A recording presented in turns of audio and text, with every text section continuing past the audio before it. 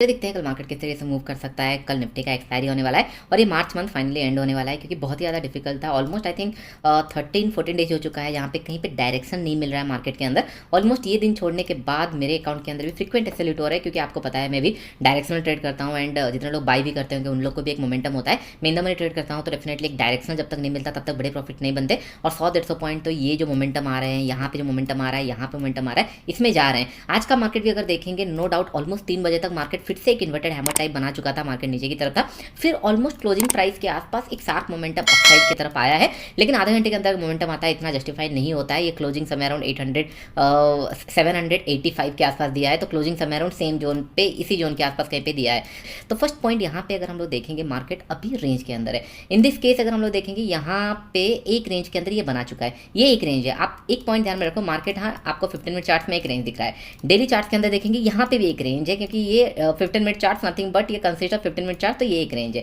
अगर हम लोग ओवरऑल पिक्चर देखेंगे डेली चार्ट के अंदर, तो ये एक बॉर्डर रेंज के अंदर ट्रेड कर रहा है, इन द सेंस इसी चैनल के अंदर ये ट्रेड कर रहा है। तो बहुत ही ज़्यादा कंफ्यूजिंग स्टेज पे है, क्योंकि मार्केट जब इसी लेवल पे था, यहाँ से नीचे की तरफ आया था, ब्रेकआउट फेलियर था या फिर टर्न अराउंड हो रहा था, तब एक कंफर्मेशन था कि नहीं हाँ एक अच्छा प्रॉफिट मिलेगा, अच्छा प्रॉफिट भी था। लेकिन उसके बाद फिर अगर देखेंगे इस तरीके कैंडल पे मैं प्रॉफिट नहीं बनाता हूँ, मैं बार बार आपको बताता हूँ, 2-3 दिन अगर साइड जाता है मैं पैसा नहीं बनाता हूँ, फिर ट्रेंडिंग होने के बाद पैसा मिलता है। तो ये 2-3 दिन नहीं, ऑलमोस्ट 10-12 दिन से मार्केट दोनों साइड ऐसे लीड कर रहे हैं। तो अब हमको बस एज ए ट्रेडर हमको क्या करना है कि नहीं हाँ एक एसएल देना है, एक 2 एसएल देना है, वेट करना है, और जब बड़ा ट्रेंड मिलेगा तो एक बड़ा प्रॉफिट कैच करना है। तो दिस इज सिंपल। तो थोड़ा सा वेट करेंगे, थोड़ा सा टफ टाइम चल रहा है, आई कैन अंडरस्टैंड दैट कि नहीं जितने लोग बाई भी कर रहे होंगे, मोमेंटम है, मिल रहा है, लेकिन एक बड़ा टारगेट नहीं मिल रहा है। ऑलमोस्ट 1:1 1:2 मिल रहा है, फिर रिवर्स हो जा रहा है। आज जैसे देखेंगे मार्केट में ऑलमोस्ट 948 तक टच किया, जो कि 3 बार ये टच कर चुका है ऊपर की लेवल, और सेम वीक के अंदर मार्केट 46,600 500 ये सारे लेवल पे ट्रेड कर रहा है। और आज मार्केट ऊपर की तरफ दिया, क्लोजिंग अगर देखेंगे फिर ऑलमोस्ट डाइसी टाइप का कैंडल क्लोजिंग दिया। ऑलमोस्ट ये हो चुका है 10-12 दिन के लिए मार्केट साइडवेज या डाइसी टाइप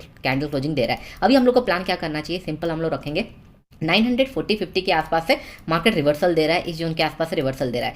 तो हम लोग प्लान करेंगे इसके ऊपर जब निकलेगा तभी प्लान करेंगे, या फिर हम लोग को 46,600 के नीचे, ये बीच में मैं ट्रेड करना पसंद नहीं करूंगा। अगर लेट से गैप अप खुल गया तब हम लोग डिस्कस करेंगे, लेकिन अगर गैप डाउन खुल गया विल गोइंग टू वेट 46,600 के नीचे ही ट्रेड प्लान करेंगे। इस एरिया में ट्रेड प्लान नहीं करेंगे, दैट इज सिंपल। क्योंकि कल हम लोग प्लान किया था इसके ऊपर निकलते ही साथ एक मोमेंटम आ सकता है और 47,000 तक हम लोग प्लान करेंगे। मोमेंटम किया लेकिन फिर ये रिवर्स आ गया, तो इतने लोग प्लानिंग भी किए होंगे बाई करने के लिए। इनफैक्ट मेरे पास भी पोजीशन था, लेकिन जब ये रिवर्स आ जाता है फिर निकालना ही पड़ता है, you can do anything.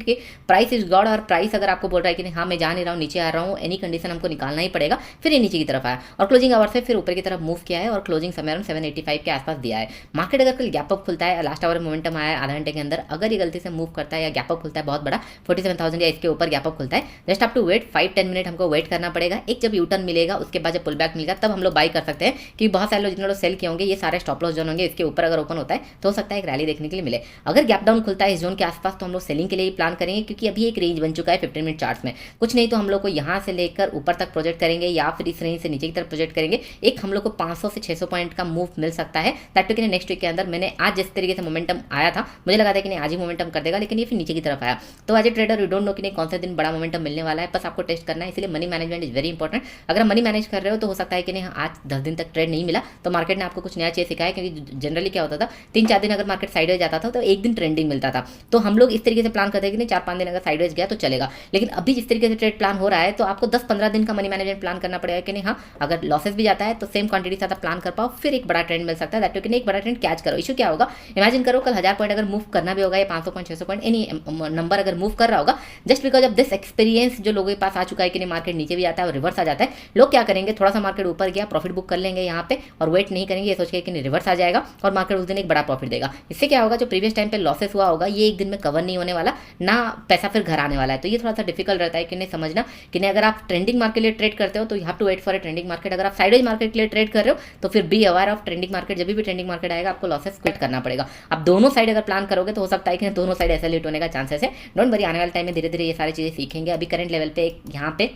Range बन चुका है, तो हम लोग सिंपल प्लान रखेंगे कि नहीं रेंज के ऊपर अगर निकला तो 400-500 पॉइंट का हम लोग का टारगेट अगर ऊपर की तरफ गया, अगर नीचे की तरफ ब्रेक करता है तो फिर हम लोग को नीचे की तरफ ये टारगेट होना चाहिए। कल इंपॉर्टेंट ये कौन सा साइड ये ओपन हो रहा है। अगर समय अराउंड 50-60 पॉइंट ये रेंज के आसपास ओपन हुआ तो मैं इंटरेस्टेड ज़्यादा नहीं हूँ। I going to wait for 940 या 50 या फिर 600 ब्रेक करे, उसके बाद ही कुछ ट्रेड प्लान करेंगे। और कल मंथली एक्सपायरी होने वाला है, आज बैंक निफ्टी का था, कल निफ्टी का होने वाला है, तो सी किस तरीके से मूवमेंटम करता है। रेंज डेली चार्ट्स में भी है, आपका एक हायर टाइम फ्रेम में भी एक चैनल बना हुआ है, और 15 मिनट चार्ट्स में भी एक मतलब एक चैनल मतलब एक सपोर्ट रेजिस्टेंस एक छोटे नैरो रेंज के अंदर ट्रेड कर रहा है। गोइंग टू बी इंटरेस्टिंग किस तरीके से मूव कर रहा है, हो सकता है कि नहीं कपल ऑफ मतलब हो सकता है कि नहीं एक और महीने आई थिंक चले, उसके बाद हो सकता है मई या जून के बाद एक अच्छा मोमेंटम या डायरेक्शन हम लोग को देखने मिले। वेट करना पड़ेगा हम लोग को, मनी मैनेजमेंट उस तरीके से करना पड़ेगा कि नहीं 10-15 ऐसे हिट होता है तो फिर सर्वाइव करे, उसका जब प्रॉफिट मिलेगा फिर बड़ा टारगेट प्लान करेंगे। तो चलिए अभी निफ्टी के ऊपर देखते हैं। निफ्टी हम लोग सिंपल प्लान रखे थे, इसके ऊपर निकलेगा तो हम लोग बाइंग के लिए प्लान किए थे और नया हाई के लिए प्लान किए थे। Nifty working fine, bank Nifty थोड़ा सा डाइसी मूव कर रहा है कंटिन्यूसली, निफ्टी बहुत अच्छे तरीके से काम किया है, मार्केट ऊपर की तरफ गया। यहाँ पे कहीं पे एक सेलिंग का मोमेंटम नहीं था जहाँ पे सेल कर दे, लेकिन बैंक निफ्टी लुक लाइक नहीं सेलिंग के लिए आ रहा है,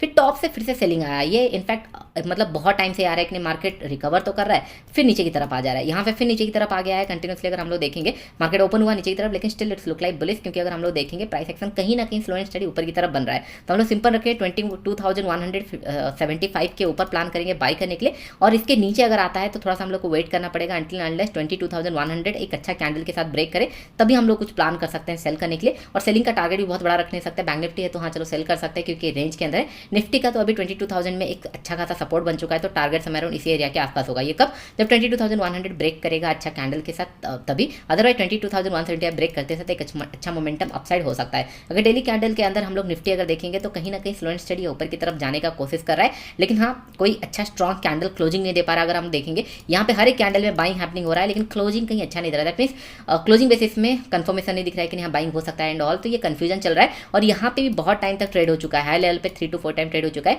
तो कल हो सकता है कि अगर एक अच्छा कैंडल इस तरीके का कुछ मिलता है तब हम लोग को समझ में आया कि नहीं हाँ ये एक अच्छा बाइंग का मोमेंटम था, तो हम लोग यहाँ पे प्लान करेंगे जैसे डिस्कस किए थे 22,175 के आसपास प्लान कर सकते हैं।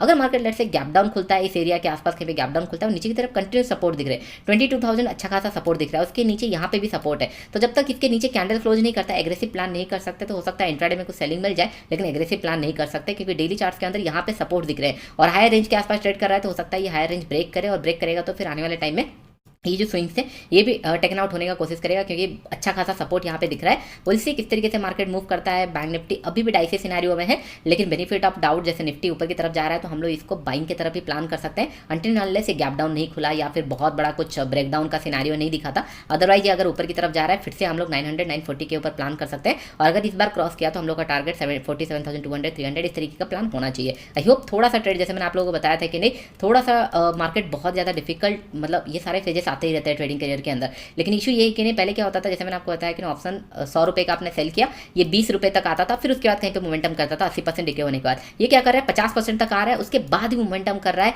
और जहां से आपने इमेजिन करो यहाँ पे अगर कोई पुट शॉर्ट किया होगा, कोई भी लेवल पे अगर पुट शॉर्ट किया होगा, इमेजिन करो मार्केट अच्छा खासा मूव कर चुका है, ऑलमोस्ट 50-60% डिके हो चुका होगा, उसके बाद भी ये रिवर्सल आ सकता है। तो ये बहुत फ्रिक्वेंट हो रहा है मार्केट के अंदर, मार्केट ऊपर जाता है फिर रिवर्स सेम लेवल पे आ जाता है, ये एक बार भी नहीं ऑलमोस्ट एवरी डे का सिनेरियो ये चल रहा है। तो डेफिनेटली जितने लोग ऑप्शन बाइंग कर रहे होंगे डिफिकल्ट तो डेफिनेटली हो रहा होगा, लेकिन जैसे मैंने ऑप्शन बाइंग के अंदर आप लोगों को बताया था क्लासेस के अंदर, 1 या 2 ट्रेड प्लान करना, उससे ज़्यादा नहीं, लेट इट गो। अगर मार्केट ट्रेंड आ रहा है पैसा मिलेगा, अगर आप एवरी कैंडल पे प्लान कर रहे हो तो चांसेस है आप ओवर ट्रेडिंग कर दे रहे होंगे और उसके अंदर लॉसेस फ्रीक्वेंटली बढ़ रहा होगा। और लॉसेस इतना भी मत ले लो कि नहीं फिर उसको कवर ना कर पाओ। अगर लेट से कि नहीं आप अगर लेट से 10-15 हज़ार बना सकते हो, दैट मीन्स ये आपको दिखता है कभी कभी, तो आपका लॉसेस 5-6 हज़ार तक रहेगा, 7-8 हज़ार तक रहेगा, चलेगा। लेकिन आप अगर 50,000 लॉस कर दियो और आपका 10,000 अगर फ्रीक्वेंटली आप कमाते हो तो फिर बहुत ज़्यादा डिफिकल्ट हो जाता है इसको रिकवर करने के लिए, क्योंकि अगर ड्रॉडाउन आता ही है, क्योंकि किसी का अकाउंट में ऐसे स्ट्रेट लाइन में मूव नहीं करता है, ड्रॉडाउन आता है। लेकिन ड्रॉडाउन यहाँ से अगर टॉप से अगर आप 80-90% अगर ड्रॉडाउन कर लोगे प्रॉफिट्स के ऊपर से, तो या फिर आपका कैपिटल से अगर ड्रॉडाउन कर दोगे, फिर आप रिकवर करने के लिए आपको उतना एफर्ट्स लगने वाला है।